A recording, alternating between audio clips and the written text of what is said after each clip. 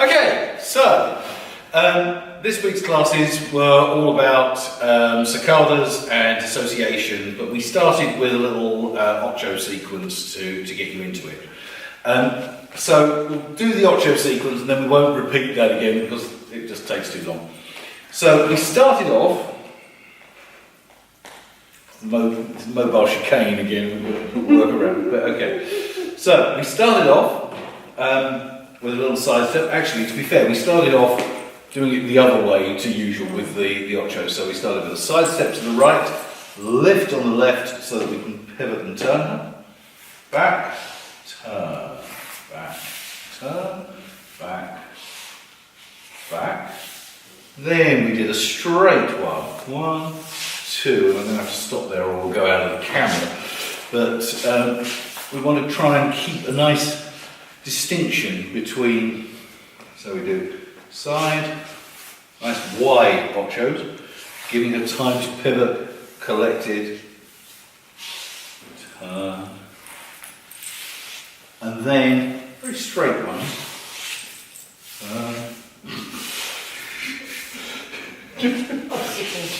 Avoiding the dog, you know. So. Used to be from walking backwards. No, that's right.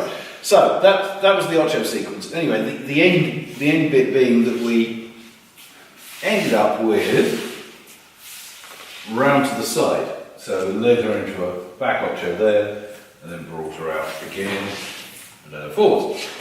So all the sacadas and ochos. The door is shut, right? The door is shut. Okay. Just going into that back ocho there. What we then did was we led her backwards, project as she steps back, so not too early, otherwise you'll trip her up. But as she steps back, project into that gap. All my weight is still on my left, and she hasn't transferred her weight yet. Then I step forward and take up that space, and that forces her into this cross. So to look at that again, and one foot if you want to left, so back, step, whoops. What not to do? Yeah. So to look at that again, with you on your left foot, lean back, and take up the space, and then she goes into this cross. What you're trying to do is to make sure that as you do that, you're doing it with a straight leg, leaders. Because what we wanted to avoid there is the knee into the side of the side of the leg. That's not good, not great. So do it with a straight leg, and you're pushing by moving your weight forward. So it's just like a lever going forward, not a punch. So so that was the first one. Then we lifted, unhooked, and pivoted her around. There's a lot of dissociation for the followers here, not so much for the leaders. We get our time right now. Because now I'm going to lead her back and do the same sacada there. Now my hips are facing that way, but my body is facing the camera. So that's where my dissociation comes in. I then step forward, and we then did a lift, turned her, and sent her back. So the sequence there was basically a mirror image of each other. I'm making sure I wasn't standing on the dogs. Okay. So we did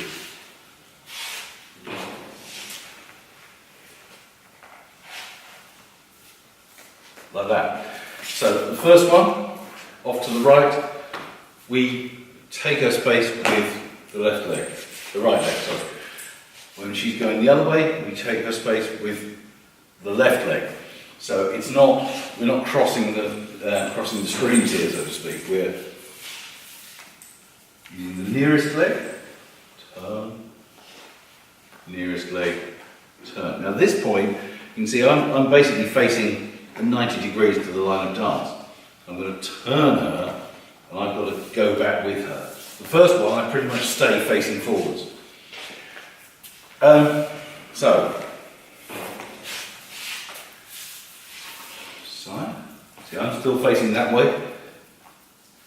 Lift and turn. Remember, it's a turn from upper body, and lead her backwards. Sacada, and we're a lot of dissociation, so I'm twisted around this way. Pick her up. Turn her. Forwards. When you feel that lift, unhook the leg. Don't immediately unwrap it.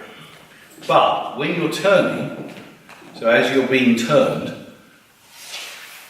unhook the leg. What we don't want to do is start there, be turned all the way around, still be crossed, and then find you're being led that way. Yeah? You want to be lifted, turn, unhook, but keeping your feet together as close as possible. It's not a ronde, it's not a one of them. It's very much everything's together, lifted, turned. Very neat, very small. Okay, so then the final thing we added onto that was a Sacada going further into the ocho and reaching for her back foot, not her front foot. So as she lands, I have to extend the hold a little bit so that she has a chance of landing. I then project my foot in so I can touch the side of her foot. Then step in, take the space. And then step back with the right foot, lead her forwards. Another huge bit of dissociation going on here. And then we finished just with a hero around there. In 3, because she's very close to us, so she gets around in 3 steps rather than the usual 4. Yes, yes. It's checking that he's actually holding on 4 fingers. The amount of times I say 4 is ridiculous, but yeah. Anyway, so what that looks like again, actually switching this way. What that looks like again. She lands, I project. I then step in, lift, step back with the other foot, and go. What I actually find is that when my partner's dancing in heels, if you just go for that back step there, so I'm reaching for the heel. So I feel the heel and then I come forward a little bit. I have to feel slightly differently with if my partner's in flats, because obviously there's no heel to detect. But what you want to make sure is that you don't put your foot there and then have her tread on your foot, particularly if she's wearing a heel. It's not going to end well. So that's why I feel for the heel and then go to there. And step in and step back. Yeah? And again, by creating a little bit of space, if I try and do this too tight, it's really difficult. Whereas if I allow her to step back and step in, so we use this sort of expanding, collapsing frame. So she steps back and we step in. So we're still leading. I'm not just pushing her away with my arms, I'm still leading her forward but allowing her to go a little bit further. A little bit like we were doing the other day with the colgadas. It's the sort of expansion of the frame allows her to go a bit further away. She's staying on axis though this time, she's not leaning off axis like with the colgadas. So away, step, back, around, however finishing. You did a hero. Anyway, so if we can fit it into the camera frame, I'm squinting at a very little monitor over there, so it's hard to see what we can fit in, but we'll try and fit it all in. Wide. We'll only do 3 of the long ones, that should fit in. So then we did a Sacada back there, lift, turn, Sacada there, lift, turn, back. Not quite work, but it's close enough. And then around. Yeah. So that was the sequence. It's all about Sacadas. It's all about making sure with the Sacadas, golden rule is don't be tentative. Don't project and then go, yeah, all right, I'll do that. Yeah. No. Project. Transfer the weight onto it. That's now your axis. Yeah. We don't want project, Yeah. Or the other one that people often do is, right foot.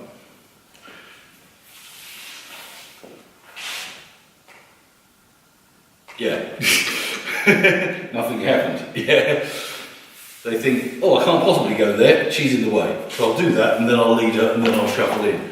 No, we want to make sure that it's, you take the space and step into it. So with all of those, it's the same. I think that was it, wasn't it? Yes. That was it.